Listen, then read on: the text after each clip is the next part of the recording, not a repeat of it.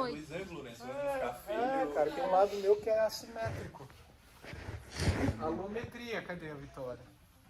Você sabe que isso aí é uma ciência, né? Começou com o Aldous Huxley. Todas essas medidas morfométricas que a gente tira no laboratório tem um sentido biológico e ecológico. Vocês sabiam que isso, inclusive, foi usado para atestar, segundo os alemães, que a raça ariana era soberana às demais, né? Relação corporal. Não, na realidade, a proporção do crânio em relação ao resto do corpo. Foi uma das coisas que motivou a... Bom, então, boa tarde. Agradeço a presença, menos o pessoal que eu ameacei. Eu coloquei ali no laboratório que quem não viesse perderia a bolsa. Tem gente querendo bolsa ainda, então já se sente ameaçado também. Brincadeira, gente, isso aqui vai para a reitoria, então depois a gente tem que editar. A palestra de hoje é uma palestra que tem uma motivação inicial, que é uma viagem que eu fiz pela UDESC, que eu vou contar um pouco para vocês. A UDESC tem uma série de editais para docentes e também para discentes, né? Uma coisa bem interessante que veio das federais, por exemplo, como eu estudei numa federal, a gente não via isso, mas a UDESC tem uma série de editais internos que são muito interessantes, como por exemplo esse aqui, né? Que eu fui para um evento no exterior e é a UDESC que me pagou a minha viagem, tanto avião quanto diárias para ficar lá para participar desse evento internacional. Isso é raridade entre as universidades do Brasil. E também existem editais específicos para estudantes. Já ouviram falar do ProAds, que é um edital interno nosso aqui do centro, que permite que estudantes nossos do centro, né, vão para congressos bancados pela UDESC. Então isso é bem legal. E aqui hoje, então, nesse edital que eu vou começar a contar para vocês, esse edital se chama ProEvent. É um edital que seleciona professores em toda a UDESC. Eles ranqueiam os professores de acordo com a produtividade, etc. e tal, e aí os professores que ficam melhores ranqueados ganham essa possibilidade de ir para congressos no exterior. Tem esse edital que é muito legal, que é o ProEvent, e tem um outro bem interessante também que chama ProInt, que o ProInt é um edital para promover a internacionalização, ou seja, permitir que professores nossos vão para o exterior e fiquem lá um período de quase 15 dias ali, tudo bancado pela UDESC, né? E nesse edital, que é o ProEvent, eu fui contemplado em 2024-2, e aí eu apresentei a documentação e eu fui para esse evento aqui, que é um evento europeu de biologia marinha, um simpósio, que está na sua 57ª edição, né? São 57 edições. Ele é anual, tá? E esse ano aqui, em 2024, entre 16 e 20 de setembro, ele foi realizado em Nápoles, na Itália, tá? Eu vou falar um pouquinho de Nápoles também, para vocês aí na sequência. Bom, uma coisa legal desses congressos, né, é que permite que nós, pesquisadores do Brasil, saímos do nosso dia a dia, né, e a gente vai encontrar pares internacionais para ver o que eles estão fazendo. Acho que isso é o mais legal de congresso, né? Eu sempre falo para os meus estudantes e para os meus alunos do laboratório e também para os estudantes em sala de aula, faz tempo que eu não tenho sala de aula, estou voltando com saudade. Mas eu sempre falo que esses encontros, essa interação acadêmica é uma das principais coisas que faz com que nós, como pesquisadores, possamos evoluir, né? Hoje em dia, a gente pode pegar um artigo que saiu na Science e hoje a gente tem ele disponível em PDF. Antigamente, na minha fase de estudante, eu precisaria pedir para o autor me mandar uma cópia do artigo publicado, impresso, ele me mandava com autógrafo. Chegava na biblioteca. Então, assim, hoje a gente vive essa possibilidade dessas interações muito mais facilmente que no passado. Mas os congressos continuam sendo um ponto focal, onde pessoas de vários lugares do mundo se encontram para apresentar seus trabalhos, né? E aqui foi um congresso bem interessante, por quê? Primeiro porque ele é temático, ele é pequeno. Diferentemente de grandes congressos, ele é um simpósio, né? Que tem várias linhas e várias pessoas com diferentes abordagens, esses simpósios, esses eventos menores, permitem que você foque um pouco mais no seu objeto de estudo. Isso é bom, mas também tem um lado legal dos grandes congressos, como vocês já foram no Colloquium e outros congressos por aí. Mas aqui foi bem legal, eu não conhecia esse congresso, depois que eu fiquei sabendo dele, eu fiquei com muita vontade de ir. tá? É um evento anual importante e pequeno, como eu falei para vocês, ele foi realizado em Nápoles. E o que é legal dele é que ele é bem moderno, digamos assim. Ele mostra, pelo fato de ser anual, ele tem uma grande coerência com o que está acontecendo. As pesquisas são bem ajustadas às questões atuais, né? E nesses congressos é muito interessante a gente ver, por exemplo, que a diferença entre o que a gente está fazendo aqui e o que eles estão fazendo lá. Mas também tem motivos para essas diferenças. Então o tema central desse congresso era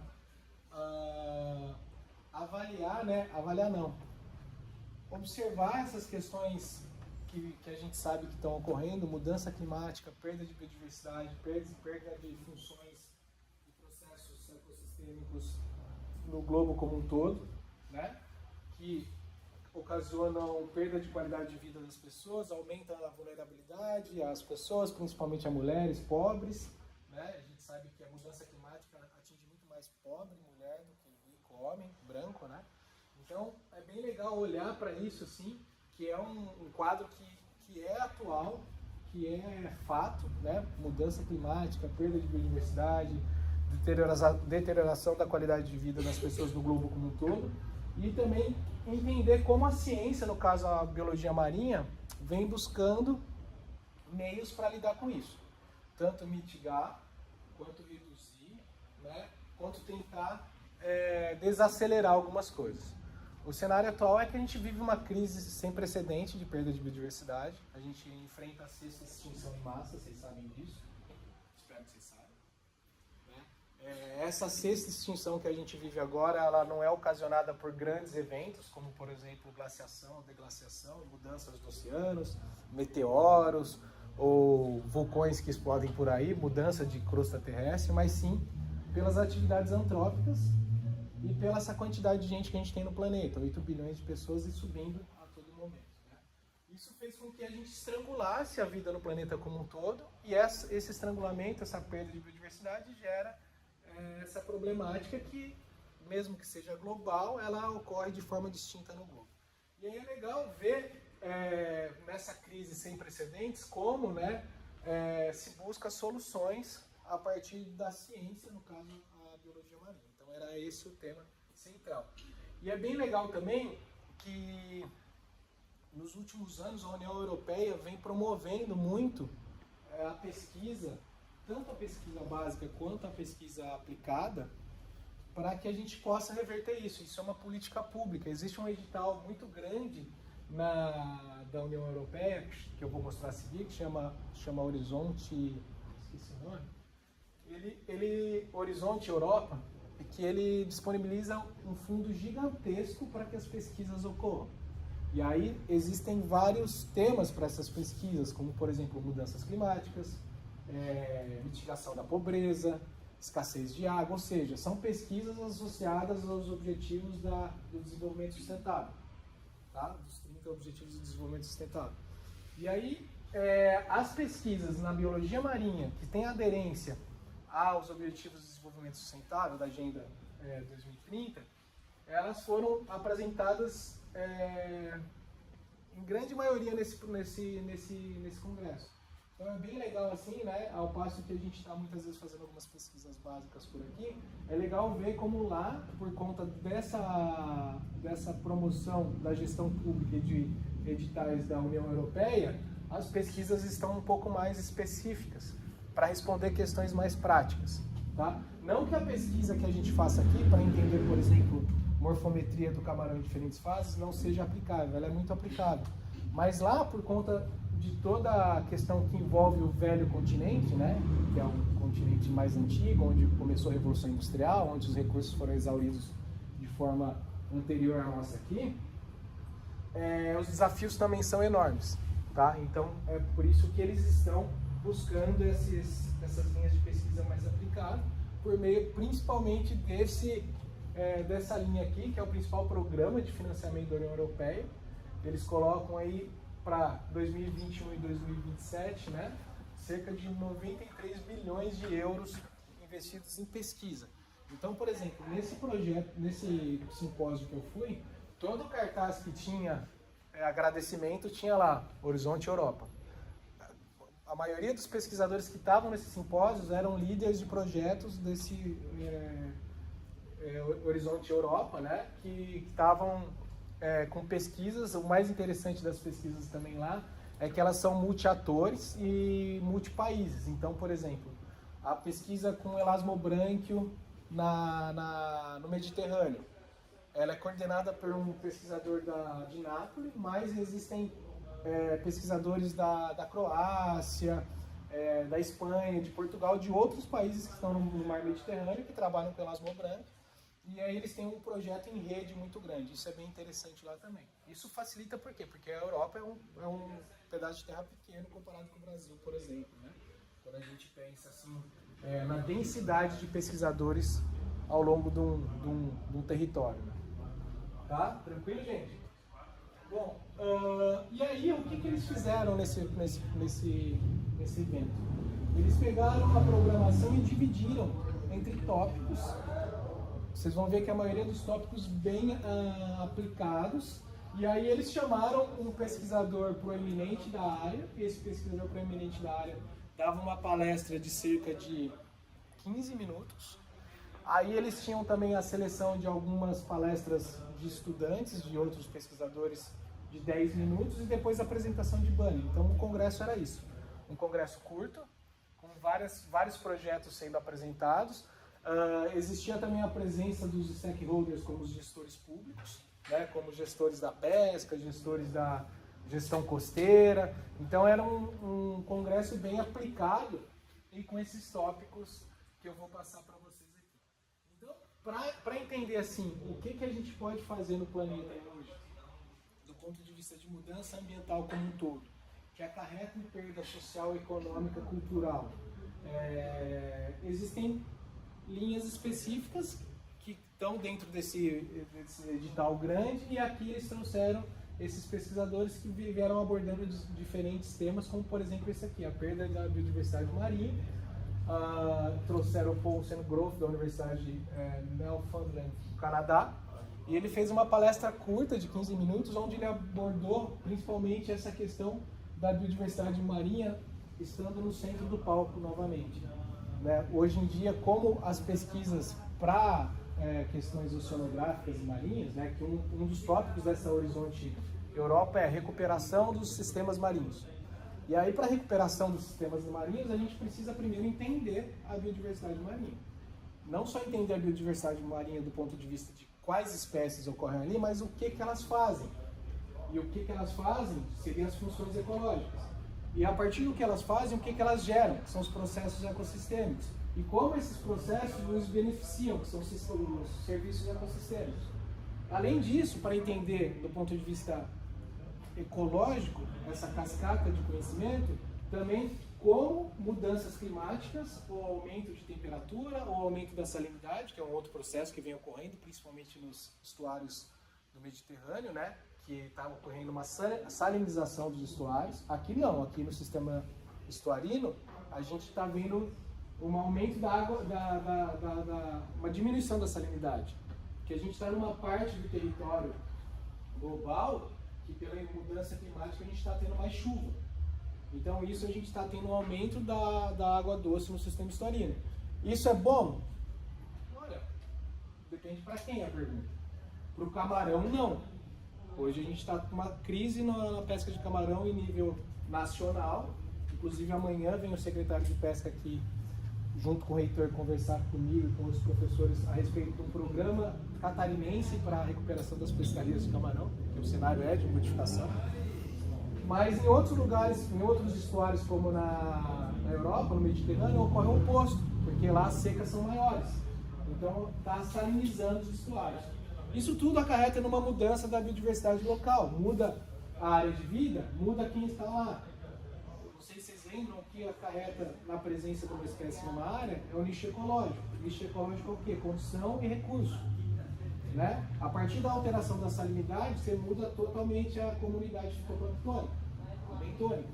E a espécie alvo que você está estudando altera pela teia trófica também. Então, esses desafios são crescentes no globo como um todo. Então, existe uma grande pressão dos recursos naturais, mas também hoje um grande esforço principal para entender o que são, quais são as funções, o que eles geram e também como eles respondem a essas alterações. Então, ele trouxe nessa palestra dele vários tipos de iniciativas globais, né? E também como a sociedade hoje está, parte da sociedade, porque a gente recentemente viu uma onda de negacionismo na sociedade, né? Mas como parte da sociedade, por exemplo, discute a proteção da biodiversidade e a manutenção da qualidade de vida das pessoas. Né? Hoje, depois, por exemplo, das chuvas que teve no Rio Grande do Sul, discute-se recuperação de bacia hidrográfica. Isso aí deveria ter sido feito lá atrás, gestão de bacia hidrográfica, mas hoje a gente está buscando restauração de bacia hidrográfica. Mesmo com esse negacionismo todo, né, mesmo que alguns prefeitos falaram que deveria tirar as árvores de algumas regiões, que isso acarreta em queda de árvore em carro, por exemplo, foi falado depois dessa enchente toda no Rio Grande do Sul. Mas, de maneira geral, os gestores públicos estão entendendo que uma bacia hidrográfica precisa das árvores. Isso é manutenção da biodiversidade.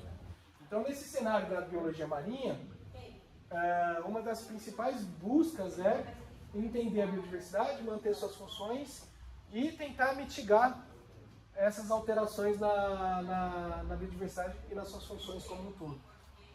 E aí ele trouxe vários exemplos, né, o Paul aí, de como as novas tecnologias e novos esforços colaborativos estão gerando conhecimento sobre isso, tanto conhecimento taxonômico, né, que a gente está perdendo taxonomista atualmente, como um conhecimento ecológico, mas também biotecnológico. E como isso está sendo conjugado em grandes bancos de dados e utilizado por pessoas do globo todo, para entregar para os gestores possibilidades de atenderem aquelas metas. Porque vocês sabem, existem uma série de metas, por exemplo, nos Objetivos de Desenvolvimento Sustentável. Uma delas é aumentar as áreas de proteção no globo para 30%. Essa é uma meta que está sendo feita, a gente não tem muito controle disso. Então a grande questão é que muitas vezes em política pública cria-se uma meta, mas não tem conhecimento ecológico nem biológico para aquilo. Então essa é a busca atual, de trazer novas abordagens que medem esses padrões e processos ecológicos que possam orientar, por exemplo, a definição das prioridades de gestão. Tá? Então foi essa uma palestra bem interessante, uma palestra curta e daí foram os principais pontos que eu extraí dessa palestra. Esse foi no primeiro dia. E daí na sequência, esse cara de Israel, Bill Hilof, que é do Instituto de Oceanografia Israelense, né? Ele trouxe uma palestra bem legal também sobre tropicalização. Vocês já ouviram falar esse termo? Tropicalização? O que é tropicalização? Pelo aquecimento climático, as mudanças climáticas, áreas, por exemplo, temperadas, elas estão diminuindo em áreas com maior temperatura. Não, aqui ele fala tropicalização do ponto de vista da biota. Tá? Isso aí é o aquecimento, né? Que faz.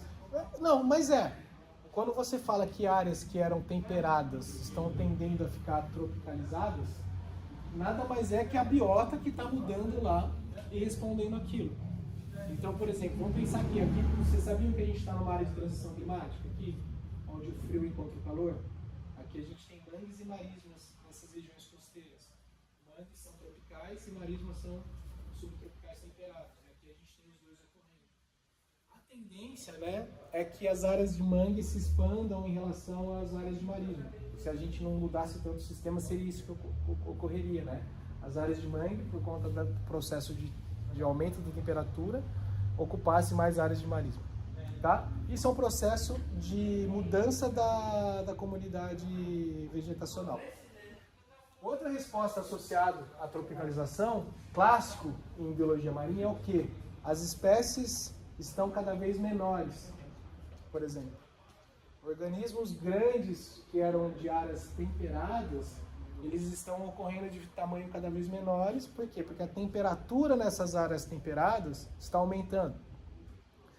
E uma das coisas que está associada ao crescimento de peixe, de crustáceo em áreas aquáticas, é a disponibilidade de oxigênio. O oxigênio é o que vai modular, segundo uma teoria do Pauli, o crescimento dos... Vocês tiveram dinâmica de população marinha? Tiveram? Com quem? Com o Rodrigo? Não, eu tô tendo carana ali no GT Mar. tá? Ela discutiu esse processo de metabolização e crescimento somático das espécies. Aí a gente vê que o oxigênio, a demanda por oxigênio é que cresce maior ou menor crescimento. Na realidade não é o que ele come, sim a disponibilidade de oxigênio. E daí uma questão interessante é que com o aumento da temperatura dos oceanos, existe uma menor concentração de oxigênio em algumas áreas. Porque o oxigênio tem uma menor solubilização quando o oxigênio é baixo, quando a temperatura é baixa. Ou seja, mais oxigênio em baixas temperaturas, por concentração, né? E quando ocorre esse aumento da temperatura, a menor presença de oxigênio faz com que as espécies cresçam menos. Então a gente está vendo um padrão, associado a esse padrão que é fisiológico, também tem a questão da pesca. A pesca, ao longo de centenas de anos, ela vem focando nos indivíduos maiores. Então imagine que vocês são uma população de peixes. E aí eu venho com uma rede e capturo sempre os maiores. Daí os menores e os medianos se reproduziram. Daí, na outra safra, eu venho e pego os maiores. O que eu estou fazendo? É a mesma coisa se eu pegasse todos os holandeses do planeta Terra e tirasse os holandeses altos e deixasse só uma população mais baixa, como por exemplo, sei lá, os portugueses. Né? A tendência é que aquela especificidade genética vá sumindo da população. De uma forma bem grotesca, eu estou falando. Então aquela característica de ser alto está sumindo da população, aquela característica de ser grande está sumindo da população.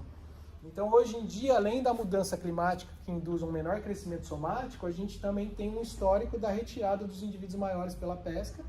Então os indivíduos acabam maturando e chegando à fase adulta em menores tamanhos. É um processo associado à tropicalização também. Tá? Então ele discute muito, né, como essa tropicalização é uma resposta das espécies para ocupar áreas que elas não ocupavam, no caso de mudança de ecossistemas que eram mais temperados, virando mais tropicais, e também nesse padrão de mudança do tamanho corporal das espécies. E aí ele trouxe uma série de informações, desde essa mudança do tamanho corporal a também a expansão de áreas de espécies marinhas por conta de mudança climática. Então vamos pensar, Wendy, que você tem um padrão de temperatura numa região costeira, esse padrão vem mudando e algumas espécies vão expandindo sua distribuição para lá. Esse é um processo de tropicalização também. Tá? E aí é bem legal que esse cara, depois eu posso até passar para vocês o nome dessas pessoas e a apresentação, vocês podem fuçar um pouco o nome desses pesquisadores, é que ele tem muito trabalho experimental. Isso é uma outra característica interessante. Eles trabalham em campo, como a gente, sim, mas eles têm muito trabalho experimental. Esse cara aqui tem uma série de publicações que ele cria aquários dentro do laboratório dele, em Israel. Israel tem muito dinheiro, vocês sabem disso, né? Não só para pesquisa, mas para outras coisas que a gente não gosta muito. E o que acontece? Eles têm vários experimentos em mesocosmo, microcosmo, para mostrar como mudança climática induz crescimento diferencial entre espécies, como mudança climática pega duas espécies congenéricas e favorece uma em detrimento à outra, como duas espécies congenéricas com a presença de invasores que têm uma tendência mais de áreas tropicais e vocês mais temperados, como o crescimento de vocês altera por conta da presença dos invasores e mudanças climáticas como temperatura e alta salinidade. E aí ele gera uma série de trabalhos que são mais conceituais e experimentais. E ele trouxe bastante dessas questões, né? E trouxe uma questão interessante na prática. Primeiro, a prática é que algumas áreas do Mediterrâneo, né, estão sendo suscetíveis a maiores processos de bioinvasão, associado ao que você falou, mudança, não só bioinvasão é biológica, né, não é induzida pelo homem, né? Mas esse processo de vocês duas que são invasoras aumentarem sua área de abrangência porque as condições estão melhores aqui. Tá? Imagina que vocês têm uma requisição de temperatura e eles outro, envelope térmico, a gente chama isso. Com o tempo isso aqui alterou e favoreceu vocês que são mais tropicais a chegar. E quando vocês chegam chegando mesmo. Vocês ocupam o espaço, reproduzem muito mais rápido e tem um sucesso reprodutivo muito maior, né? E também tem a questão da teia trófica que os invasores alteram. E aí ele mostrou que algumas áreas ali estão suscetíveis a um grande processo de bioinvasão e que, por exemplo, algumas áreas no Mediterrâneo, a pesca já é dominada por invasores. Vocês já ouviram falar do camarão-tigre? O camarão-tigre virou um recurso pesqueiro no Nordeste do Brasil. É um camarão desse tamanho, assim. É uma invasora, que a gente não sabe muito como chegou no Nordeste do Brasil, mas hoje existe pesca no Nordeste do Brasil para camarão-tigre. Os caras têm uma safra de camarão-tigre, algo que é uma espécie exótica lá da Malásia, se eu não me engano. O que aconteceu? A espécie invadiu, está estabelecida, está reproduzindo e hoje existe uma produção pesqueira sobre ela. No caso, só fazendo um adendo, essa pesca sobre invasora não precisa nem ter defeso. Pode tacar ele pau, capturar o ano inteiro, desse tamanho ou desse tamanho, não importa, pode tirar. É igual a pesca, por exemplo, que o pessoal discute. Defeso da pesca de tucunaré em áreas lá no interior de São Paulo. Não, tem que pegar tudo que está lá, porque é uma invasora, assim como a tilápia no sistema estuarino. Tá? E aí é bem legal também que ele traz, né, nessa abordagem, eu tenho que passar um pouco rápido, tá, gente? Mas nessa abordagem também ele mostra como esses invasores versus as espécies nativas têm diferentes respostas, tanto do ponto de vista de resiliência como resistência às mudanças, e como essa maior resiliência Você sabe o que é resiliência e resistência? Resiliência virou sinônimo de coaching, né? Seja resiliente. Trabalhe enquanto eles dormam. Essas coisas são mentiras, gente. Não trabalhe enquanto eles dormam, senão não tem um burnout. Resiliência é o tempo que você demora para responder a um estresse. E resistência é quanto tempo você, genericamente, tá? Vocês deviam saber que vocês já fizeram ecologia. E resistência é quanto tempo você resiste àquele impacto. Tá, Vicky? Resiliência, ocorreu o impacto, quanto tempo aquela população se recupera. Resistência, quanto tempo ela demora para sucumbir àquele impacto. Tá? E aí ele mostra que os invasores tropicais dessas áreas do Mediterrâneo são muito mais resilientes que os nativos, né? E que também, do ponto de vista funcional, eles têm uma funcionalidade distinta que possibilita uma maior amplitude de nicho. Explicando o porquê, Lorenzo, essas espécies são mais suscetíveis a aguentarem essas mudanças, como por exemplo as ondas de calor, e se estabelecerem nessas áreas. Hoje em dia a gente tem algo que nós temos essas mudanças climáticas como a gente tem aqui, de um período de maior chuva no inverno, por exemplo. Mas a gente também tem essa pluviosidade extrema. Isso a gente tem também no oceano. E isso a gente tem na temperatura global e a gente chama isso de ondas de calor. Então as ondas de calor, além do aquecimento global, são outro problema. De repente a gente tem uma onda de calor, aquela água fica muito quente, muito rápido e some. Isso tem uma resposta na biota. As espécies nativas geralmente não estão aptas a terem resiliência a isso. Mas as exóticas que estão invadindo têm. Então elas se estabelecem ainda mais. Então existe uma mudança gradual, mas também uma paulada pontual que faz com que as exóticas fiquem cada vez mais presentes. Tá?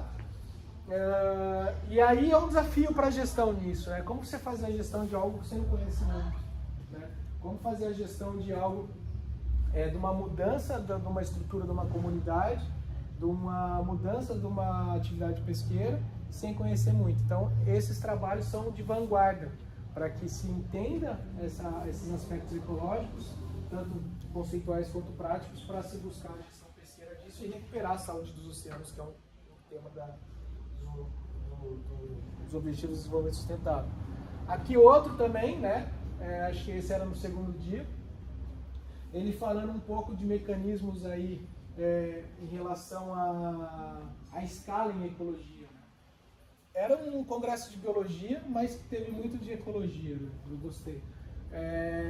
Eles falam muito de como buscar a percepção dessas mudanças dos sistemas a partir de diferentes escalas. Escala em ecologia é tudo, né? Quando você está estudando uma população, você tem uma escala daquela população, mas quando você estuda uma comunidade, aquela população é parte da comunidade. Quando você estuda um ecossistema, aquela assembleia é parte de um ecossistema que tem as variáveis abióticas também. Então aqui ele trouxe muito essa questão do conceito de escala e da multidimensionalidade da escala e como isso está sendo empregado, por exemplo, o Lisandro Benedetti, da Universidade de Pisa, para estudo de recifes de corais. Né? Na região ali no mar Mediterrâneo.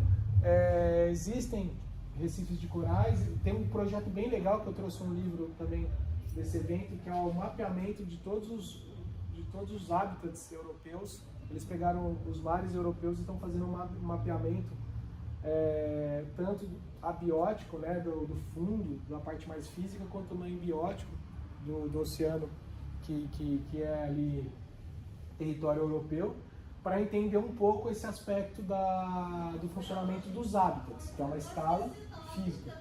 E aí ele traz também essa questão da tridimensionalidade, que muitas vezes a análise de fundos oceânicos e de corais, ela é feita de um ponto de vista de um biplot. Agora, o que eles estão trazendo atualmente é como a tridimensionalidade, ou seja, quando você olha um fundo de recife de coral, você está olhando o quê? O quanto ele tem de área, certo? Imagina que vocês estão olhando esse fundo aqui, esse chão.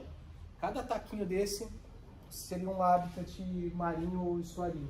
Quando você olha, por exemplo, esse taco mais claro, ele tem uma área maior do que os outros. Essa era a análise pretérita.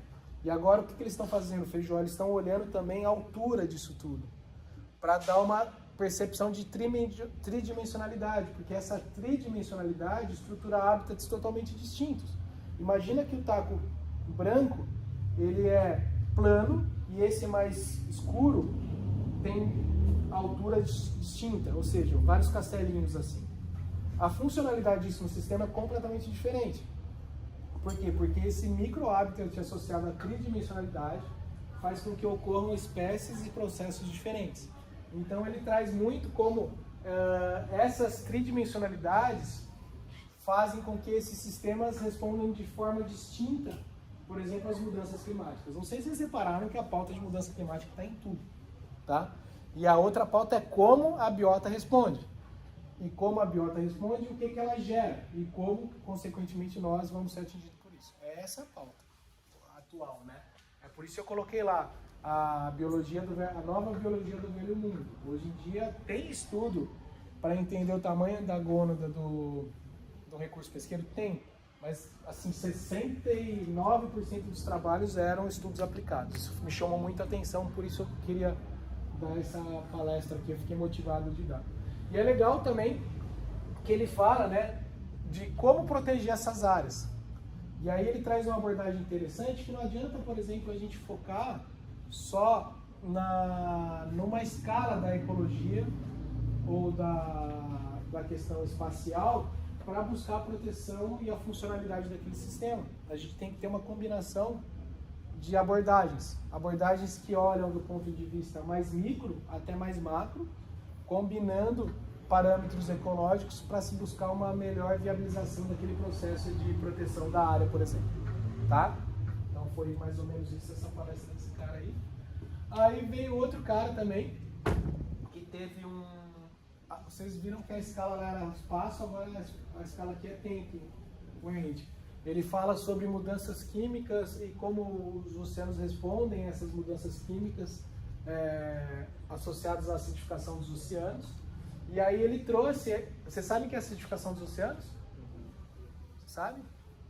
Qual que é o mote da acidificação dos oceanos? O que acontece?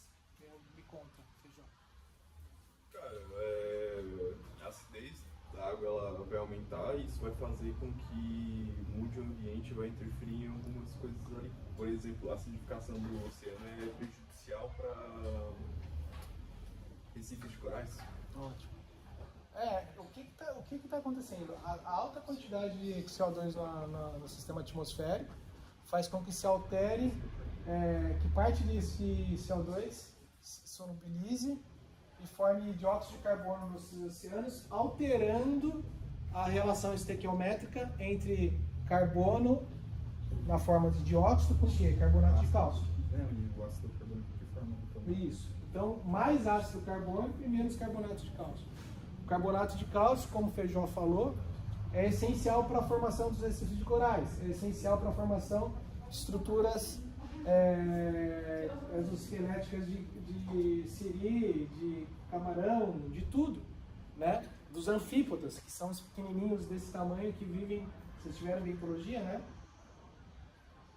Como vocês estão fazendo arquitetura, gente? Engenharia de peça. Não tem, mas você não teve Bentos, ecologia de Bentos? Ou ainda não. Vocês tiveram ecologia de Bentos?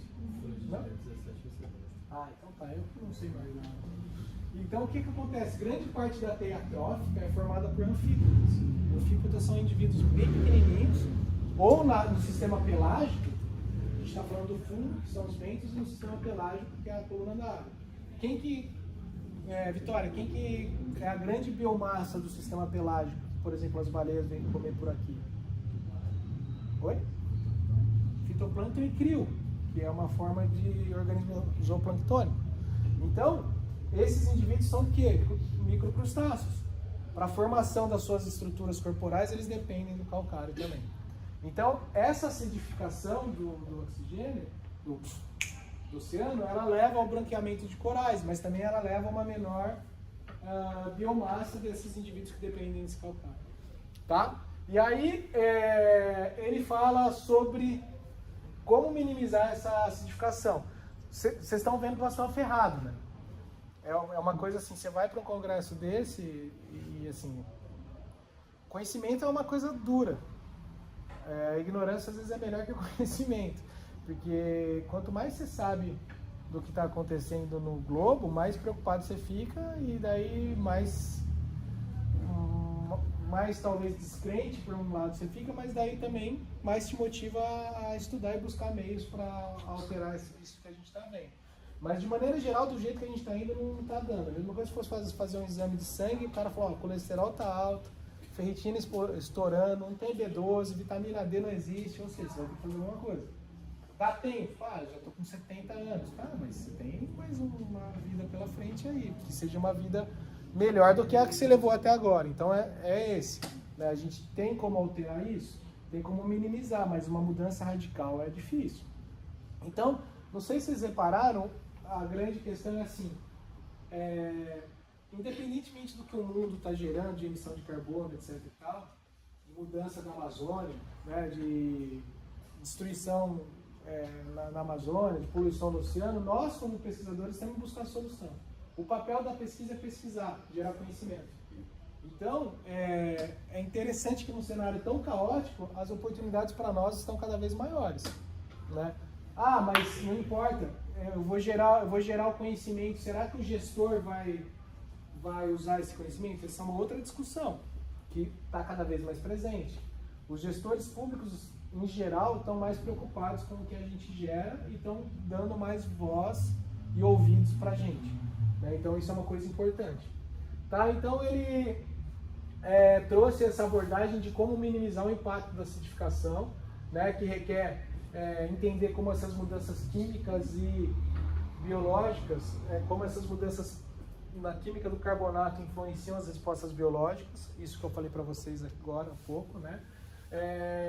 E também como é importante entender os processos em diferentes escalas de tempo, né? Que essa relação do carbonato com o dióxido de carbono e a acidificação dos oceanos tem também uma questão temporal, que hoje em dia a gente está olhando para ela de uma forma meio única, mas ela precisa ser decomposta para que a gente possa entender diferentes partes dela, né? E que esse conhecimento é fundamental para gerar um conhecimento para novos programas e também de formas de se reter e se alterar essa questão do aquecimento global e da acidificação dos oceanos. Esse cara é o Sandro Thom da Universidade de Gotemburgo, da Suécia. Bom, e aí outra questão, né, que foi tratada ali, eu trouxe sempre os proeminentes, lembrando que para cada palestra tinha uma série de outras palestrinhas e apresentação de bancos. Essa Fiorenza Michel, da Stanford University, ela trouxe soluções baseadas em natureza e para as pessoas, né? E ela trouxe uma palestra bem interessante mostrando a resiliência e a vulnerabilidade de sistemas socioecológicos. Sistemas socioecológicos é onde o componente social e o ecológico são interdependentes, como por exemplo pescadores, tá? E como esses sistemas respondem a esses choques globais. Choques globais seriam como eventos extremos, tá? E daí ela vem mostrando nessa palestra, né, as principais ameaças aos sistemas costeiros, né, como esses sistemas costeiros estão suscetíveis a essas mudanças climáticas, principalmente em alta escala, e que existe uma necessidade gigantesca de promover e melhorar a resiliência desses sistemas. E como isso passa por soluções baseadas em natureza. Parece que estou falando grego, né? Mas não é. É como, por exemplo, preparar o território nosso, ou do Rio Grande do Sul, a eventos extremos. E esse processo passa pela restauração dos sistemas ecológicos. Por exemplo, há um tempo atrás, quando teve essa discussão no... Tem que ficar mais aqui para você falar. Quando ficou esse tempo atrás a discussão no Rio Grande do Sul, que deu essa catástrofe, apareceram 2 pesquisadores de fora numa reportagem, acho que foi do Fantástico. Uma era, inclusive ela veio até para cá, né, que é uma parceira nossa de projeto, uma da Universidade de Delft na Holanda, e outro pesquisador da Universidade, não sei se era de Xangai ou outra da China. E a discussão para aquele processo de como promover uma resiliência e diminuir a vulnerabilidade dos sistemas socioecológicos, somos nós e os sistemas naturais, para eventos extremos, era o quê? Restaurar a paisagem. E aí, no caso da China, eles têm essa abordagem de cidades esponjas, né? Criação de cidades esponjas. Você sabe o que é a criação de cidades esponjas? É o contrário do que a gente faz aqui. É manter as áreas verdes e aumentar as áreas de banhado.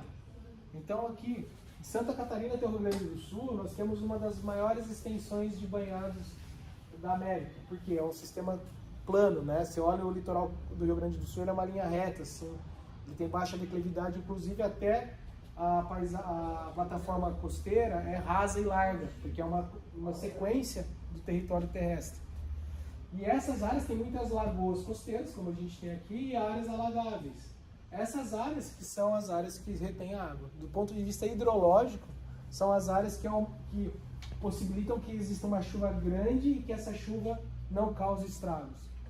Então essa é a discussão, né? Como pegar esses sistemas costeiros e essa dependência do pescador, por exemplo, aqui no sistema estuarino com a pesca, e como promover ações baseadas em soluções baseadas na natureza, ou seja, o que eu posso fazer com o sistema estuarino para melhorar a rentabilidade?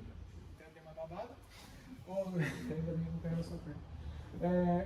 Como eu posso tentar manter a pesca do camarão, que é a pauta de amanhã, com o reitor da universidade e com o secretário de pesca.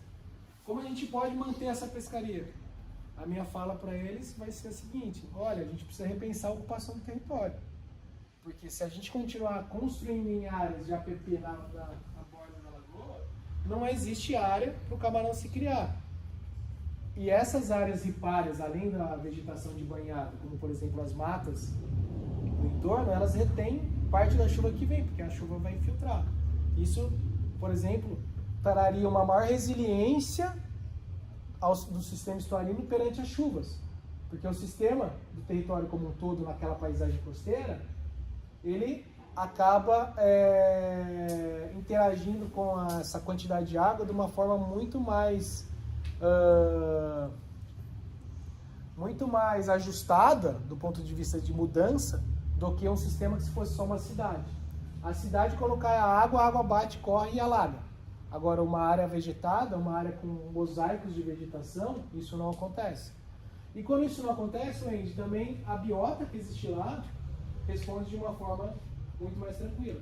Então vamos pensar que existe uma lagoa próxima a uma cidade e uma lagoa próxima a uma área com mosaicos de vegetação em cidades. Essa lagoa com mosaico, ela vai responder, a biota que existe nessa lagoa vai ser muito menos atingida pelas chuvas do que a biota daquela área onde só tem cidade. Esse exemplo vem lá de trás, né?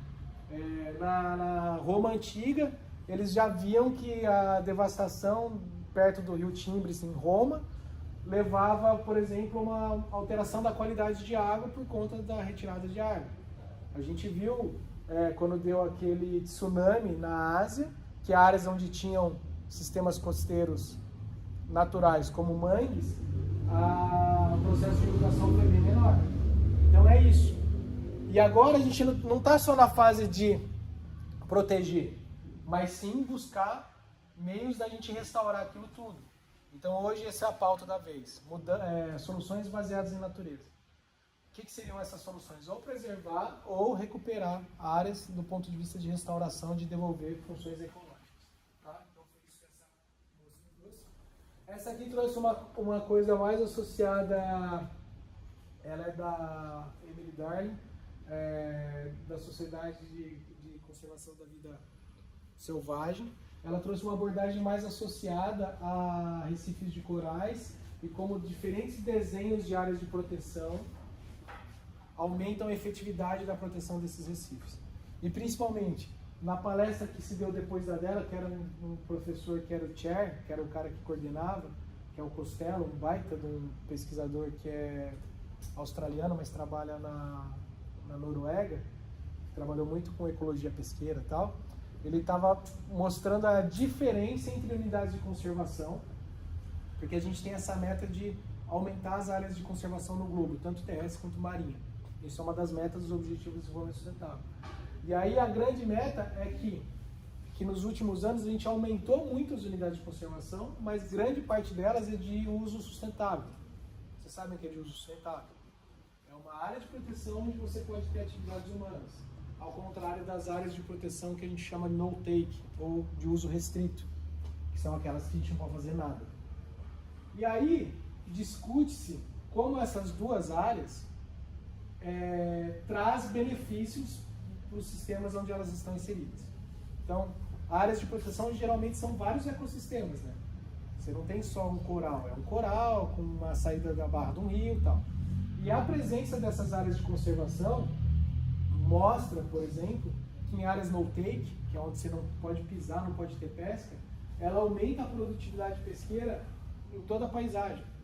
Tem um processo que se chama spillover, derramamento, onde a proteção de uma área é essencial para o ciclo de vida de várias espécies, faz com que se aumente a biodiversidade e aquela área que está deteriorada é beneficiada porque recebe ovos e larvas daqui, recebe espécies migradoras e aumenta-se a pesca aqui, ao passo que você não precisa pescar aqui. Tá? E aí eles confrontaram a quantidade de novas áreas no-take e a quantidade de novas áreas de desenvolvimento sustentável, que é nula comparativamente com o no-take. Perdão, ao contrário, no-take é nula comparado com o desenvolvimento sustentável.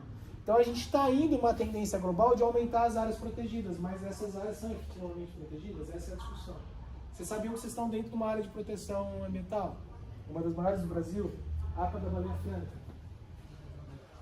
A APA da Baleia Franca, ela é uma das maiores do Brasil, tem um plano de manejo bem interessante, existe a presença de várias pesquisas, mas será que efetivamente ela protege as espécies-chave do nosso ecossistema? Quem já foi para Garopaba sabe que existe uma pesca de elasmo branco, grande parte deles ameaçada de extinção, e que essa pesca ocorre sem nenhuma regulação, porque essas espécies são proibidas de serem pescadas, né? Existem modalidades interessantes, assim. Dentro de unidades de conservação, se a gente tiver, por exemplo, um acompanhamento dessas pescarias, poderia se liberar essas pescarias dentro da unidade, ao passo que no território externo não é. Porque daí você tem conhecimento biológico sobre essa espécie, o controle das capturas, e isso aconteceu na APA dos corais, por exemplo, já viu. Onde o peixe-papagaio foi liberado dentro da unidade de conservação, que é uma espécie ameaçada, mas fora não, porque você não tem informação. Já que ele é ameaçado, você não tem informação do ciclo de vida dele, quantas espécies ocorrem numa dada época do ano, qual o período de reprodução, onde ele reproduz naquela área, então você não pesca, porque ele é ameaçado de extinção. Se ele é ameaçado de extinção, você não pode pescar, desde que você tenha conhecimento biológico dele e saiba que a exploração em taxa conhecida é possível. Essa é a discussão. Aconteceu no Ortânico com mais tinha uma dificuldade com eles fizeram uma área de proteção ambiental permanente, transformaram numa área de preservação. Virou parque. Foi proibida a pesca todo o redor dos currais, inclusive 1.500 metros de costão, prejudicando famílias de pescadores artesanais. O que foi feito? Foi feito um estudo em cima do impacto que o tipo de modalidade pesqueira que era realizado causava no ambiente, e foi definido os tipos de apetrecho de pesca que poderiam ser utilizados para pesca direcional sem causar impacto à biodiversidade e à fauna acompanhante. Foi liberado por um período de 3 meses do ano a pesca direcional sonorópica, cavala e a tainha. Tudo espécie pelágica. E é peixe de Passagem. passagem.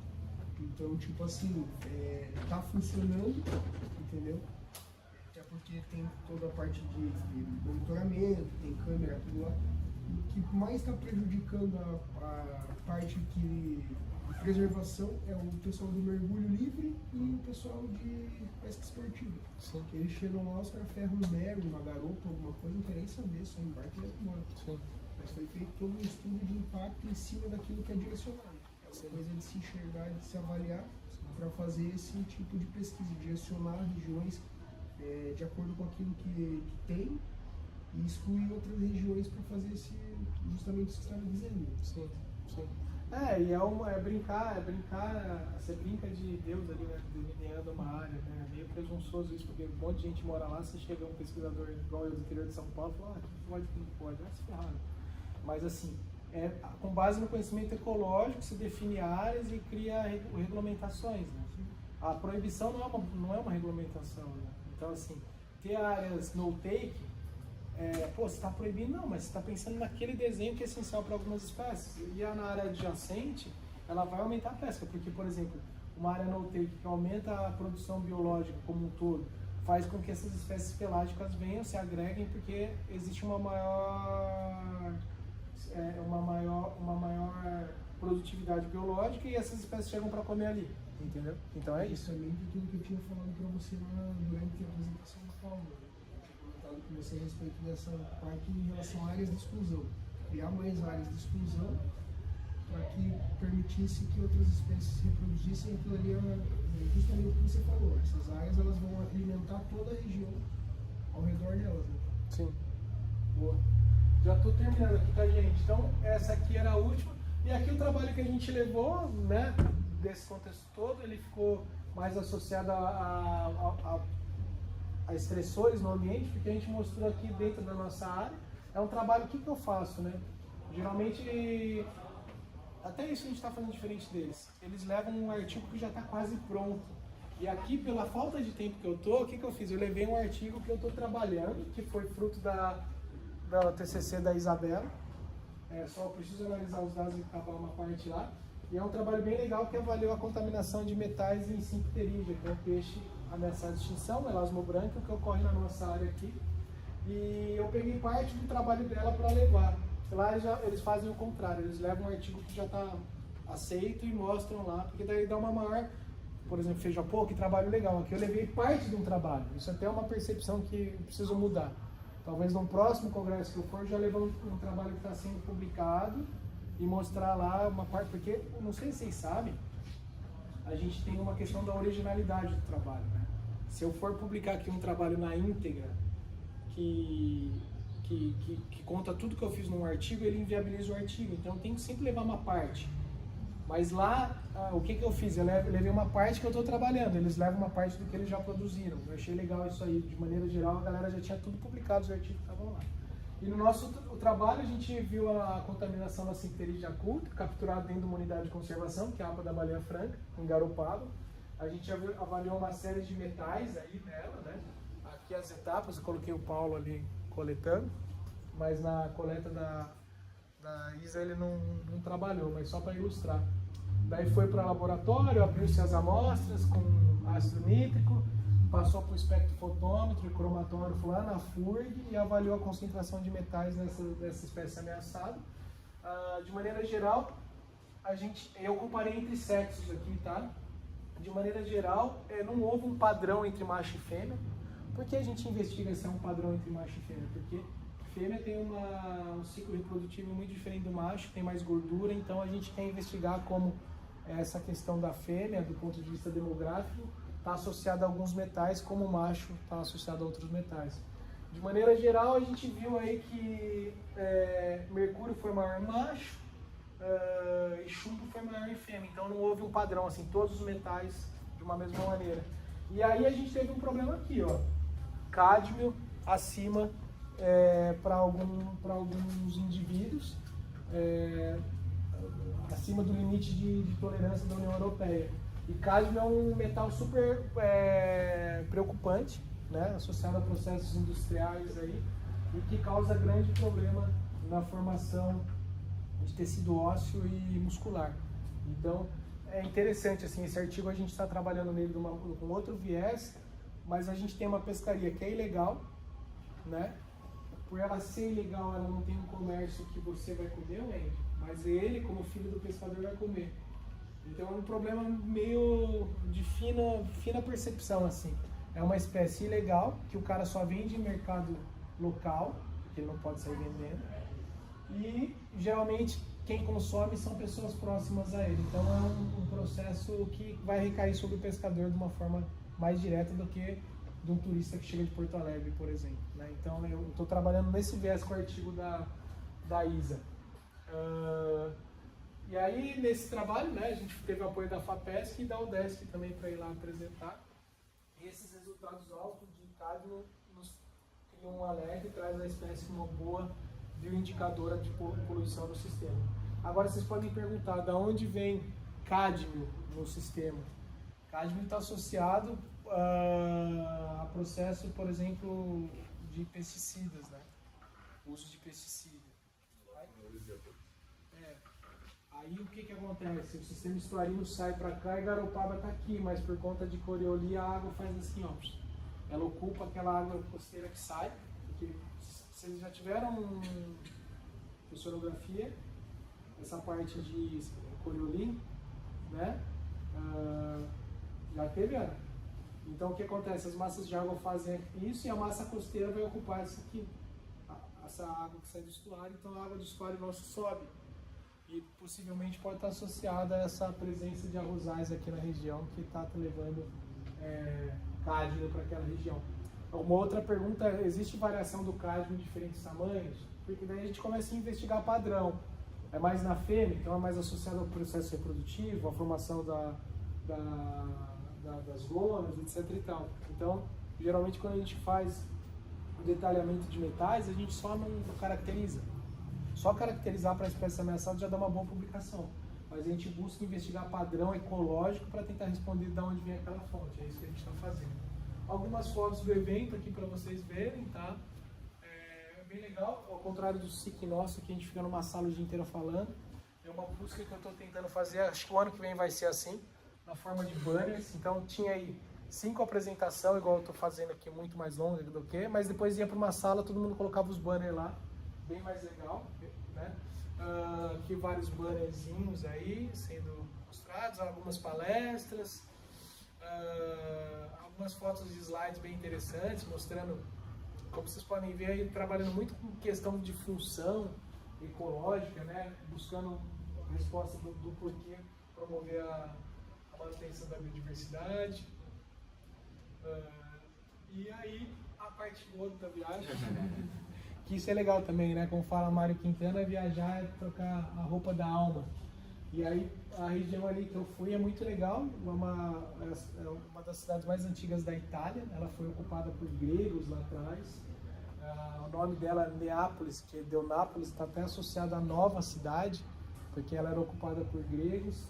E daí tem uma lenda bem interessante de uma sereia que viveu lá, que é Paternope, que ela foi a sereia que deu origem à cidade de Nápoles. E que daí nas aventuras de Ulisses, já ouviram falar de Ulisses, o grego?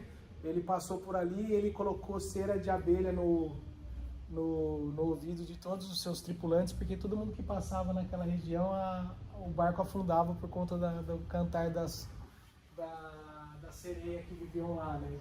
E daí, como ele não caiu no conto da sereia, a sereia se suicidou. E aí virou a cidade de Nápoles ali, uma cidade que foi ocupada por gregos, por romanos, e tem uma das mais antigas da Europa, né? E é uma cidade que tem uma grande questão cultural, assim, uma cidade bem maluca, assim, do ponto de vista cultural, porque é uma cidade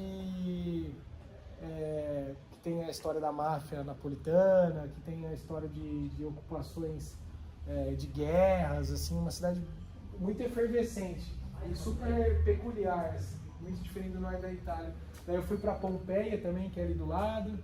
Aqui é uma região que é o Quartier do Maradona. Tem uma região no Quartier Espanhol, que é uma área onde A Espanha ocupou Nápoles durante um período de tempo, né? Porque Nápoles era muito rica como porto. Nápoles e Marselha eram os principais portos europeus, e daí a Espanha conquistou ali e ficou lá durante um bom tempo. E no século XIV ou XIII, eles criaram o Quartier Espanhol, que era uma ruazinha assim da galera que montava as igrejas e fazia umas construções, que eram todos trabalhadores espanhóis, e eles fizeram várias ruazinhas, assim, um monte de beco, assim, sabe? Uma loucura. E daí lá eles são malucos no Maradona, tem uma região só do Maradona lá, que parece um parque da Disney sobre o Maradona, vendendo camiseta e tudo mais. E a cidade tem outra coisa interessante, que é o Vesúvio ali perto. Já ouviram falar do Vesúvio? Que é um vulcão. Uma das lendas contam que Zeus penalizou como chama aquilo? Um ciclope, que solta um ciclope, que se apaixonou pelo Parténope e fez com que ele virasse um vulcão, ficando ele preso ali. E daí Parténope ficou lá e deu a forma à costa napolitana, como uma sereia, assim, né? E daí o Vesúvio é um dos grandes vulcões lá da Itália, né? E esse Vesúvio ele explodiu em 75 a.C. e ocupou e soterrou duas cidades ali perto. Uma Herculano e outra Pompeia. Já ouviram falar de Pompeia? É uma loucura, assim. Eu fui lá visitar e é uma coisa... Até o Pink Floyd fez um disco lá em 1972. E é uma loucura a cidade, assim. É uma cidade que se manteve intacta porque as cinzas dos vulcões ocuparam tudo aquilo, né? E aí a cidade é muito bonita, assim, tem muita comida boa, o café lá é uma coisa de doido. Isso é uma coisa legal, né, que eu queria deixar a mensagem final para vocês, né, que fazer ciência é muito bom, estudar é muito bom, e que nos leva para lugares fantásticos, como, por exemplo, fazer uma viagem dessa que eu não teria condição de fazer se não fosse pesquisador. Eu fui já para o exterior aí umas 12 vezes. Das 12 vezes que eu fui, nenhuma eu fui com dinheiro meu. Eu sempre fui com dinheiro de projeto de pesquisa e de projeto que eu aprovei. Então, assim, é bem legal isso. Eu acho que além do conhecimento que nos leva para esse evento, para o congresso em si, estar em outro lugar, conviver com outras pessoas, nos enriquece de outras maneiras também. Então, é muito importante para que nós, como estudantes, vocês hoje como estudantes, busquem essa excelência científica, né? Para produzir, para tentar mudar esses paradigmas que a gente está no planeta como um todo, mas também que vocês possam aproveitar